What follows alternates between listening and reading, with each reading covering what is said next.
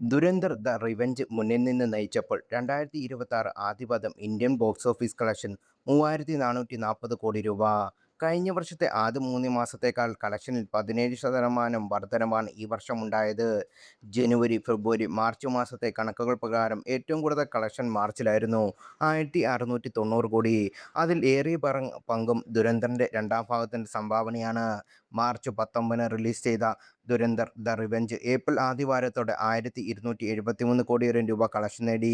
മാർച്ചിലെ ആകെ കളക്ഷന്റെ 75% രൺബീർ സിംഗിന്റെ ചിത്രമായ ദുരന്തർ ദ റിവെഞ്ചിന്റെ പേരിലാണ്.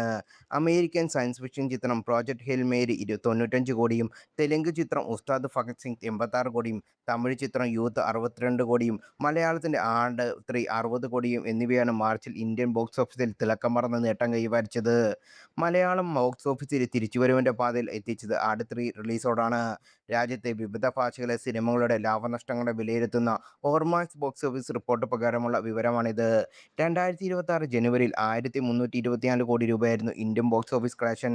എന്നാൽ ഫെബ്രുവരി അത് 427 കോടിയായി കുത്തനെ ഇടിഞ്ഞു.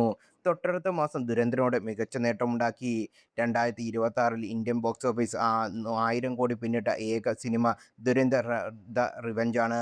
മാർച്ച് മാസം അവസാനം വരെയുള്ള കണക്കുകൾ പ്രകാരം ബോർഡർ 2 379 കോടിയും, മനശങ്കരവര പ്രസാദ ഗുരു 255 കോടിയും, ദ രാജാസാബ് 172 കോടിയും 100 കോടിക്ക് മുകളിൽ പണം വാരുകയും ചെയ്തു. മലയാളം ബോക്സ് ഓഫീസിൽ നിറഞ്ഞോടുന്ന വാഴ 2 റിലീസ് ചെയ്ത ഏപ്രിൽ ആദ്യവാരമാണ്. കേരളത്തിൽ മാത്രം 100 കോടിക്ക് മുകളിൽ കളക്ഷൻ നേടാനുമായി. ഏപ്രിൽ റിലീസ് ചെയ്ത മോഹിനിയാട്ടവും നേട്ടമുണ്ടാക്കി.